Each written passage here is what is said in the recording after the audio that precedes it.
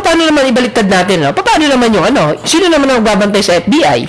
Meron din nagbabantay sa kanila. Meron pa rin, ha? Hindi ba si Hansen, ang ganda kung may chance kayong panoorin nyo. Kasi siya yung nasa mataas. FBI siya? Oo. Nandun siya sa pinakamataas na rangko. Halos nasa ilalim lang siya nung FBI director, no? Si Mueller. Ano?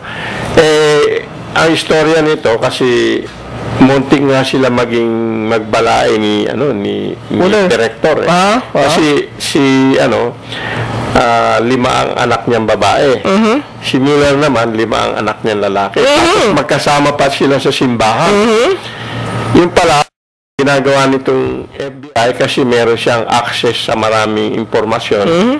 Binebenta niya yung mga data ng mga mole ng Amerika o yung mga spy nila doon sa Russia. Di ngayon nakakobra siya ng maraming pera dahil na-check ng Russia na tama yung mga sinasabi niya. Pero pinatay din nila yung ibang mole ng Amerika nandun sa Russia. Napatay yun yung mga ibang spy ng Amerika, napatay nga yun. Pero meron din paraan na na-check pa rin siya. Kaya nga nakakulong ngayon si Hansen. Dahil maski yung alam niya yung mga pagtago sana sa computer, kung paano lulusot sa computer, mga ganon. Hindi rin, meron pa rin magaling na internal investigation. Pag may gumagawa ng kalokohan, maski sa taas, meron pa rin ibang nag-check sa kanya. Kung minsan, nag-check mismo, ang naka-check naman sa kanya, CIA. Actually, yung nangyari dun kay Hansen, nung napatay yung mga mole ng Amerika sa Russia, di ngayon, alam na ng CIA na meron nag-traitor sa kanila. So, meron sila rin paraan paano natin hahanapin ngayon sino yung sino nagtuturo? Sino yung nagbibigay nitong mga information. Meron din. Yung nag-check naman ngayon, CIA naman.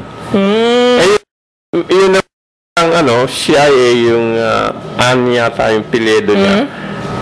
Ganon din yung gawain niya, no? FBI naman ang naka-check sa kanya.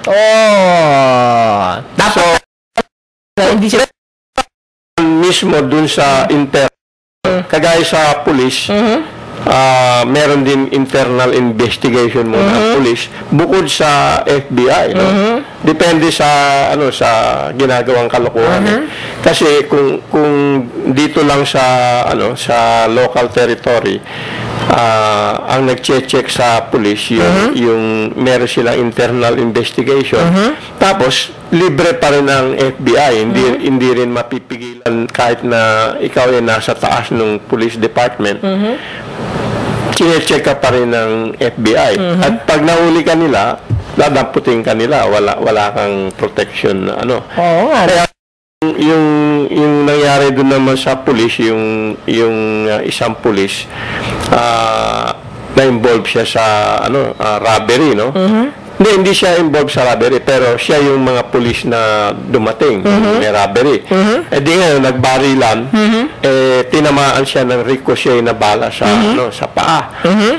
Ngayon, kumobra siya ng unemployment, disability. Disability, okay. Kumokobra siya, sabi niya, masakit yung paa niya, ganon-ganon.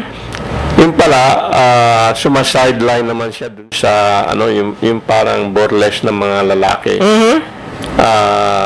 Gay Oo. Gay bar? Meron investigation, yung mga kumukobra ng disability, chine-check din nila kung talagang disabled sila. Nahuli sumasayaw sa nightclub. Sabi mo, masakit yung paa mo nagsasayaw. Labo ko rin yun. Kulong din? Kulong. Mga benefit niya at lahat. Kaya, marami yung check and balance. Yung ang nakita namin na kaibahan dito. Nakita namin yung mga nahuli na mga ganon. Sino yung nag-check sa kanila? Sino yung bakit balance na hindi maareglo nung nasa taas nila. Actually, Gino, no? Hindi man sa, kung napapansin ko lang, at ewan ko may lumalabas na statistic dito, no? Tingin ko, yung pumapasok, na dapat pumasok na pera ng gobyerno sa kabataan, ano? Parang 20% lang ang pumapasok, yung 80% mukhang napupunta lang sa bulsa ng kani-kanino. Oo. So, tingin ko lang, observa. Ewan ko kung may Siyempre, mahirap talaga malaman kung sinong tama, kung 20% or hindi ba kagaya nangyayari sa BIR. Madalas na naareglo na nila yung mga collection sana na kailangan makuha nila. Ito ay yung mga BIR, gabi-gabi nasa beer house. Parang hindi nauubusan ng pera, no? Oo, ganun ang So, yeah. Ang ganda, maganda. Ito, meron lang tayong text dito, no? Basahin ko lang, nakalimutan ko na. Si Dennis Mohara, sabi niya, good PM Saldi and Engineer Uy. Sabi, mga choo-choo train tong mga senators, mga honorables, pero lahat naman sila, may mga issue laban sa kanila. Sila wrong track of the road. Dennis Mohara, yan, sabi niya. Hindi ba yan, ganyan nga yung nangyari dito sa investigation nung sinabi rin ni Senator Cayetano na hindi naman daw mali yung ginawa ni Senator Villar. Yeah. Doon sa ibang proyekto na kinabang din sila Madrigal, sila kung sino-sino pa yung ibang sinabi niya ni Senator Cayetano. Yes. Ang doon masakit doon, nasasayang lang yung oras nila na sila mismo ang nagbabatuhan ng putik at nag-iimbestigahan, samantalang sana hindi ganun ang legislative body at kailangan investigative ba? Ginagamit ang oras nila para mag-legislate ng ikabubuti ng mamamayan. Ayun. At isa sana sa legislation dapat nilang gawin, palakasin ng NBI. Pwede yan, di ba? Okay. Ilipat lang ang ibang budget sa military, tsaka i-train yung ibang personnel sa then marami nang masosolve na problema bago mangyari. Ayun. Okay, Engineer, medyo wala na tayong oras. Parting word siguro. Thanks everybody for listening. Hope to hear from you again next week. And thank you, Zaldi and Albert, for having me. Good night, everybody. Okay, thank you very much, Angie. At least sa ngayon, may linaw na ito ngayon, yung yung check and balance. Ito pala yung itsura ng check and balance, no?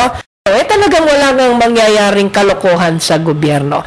Sana ang ating napagtalakayan ngayon ay tumimo sa isip ng bawat nakikinig sa ating engineer.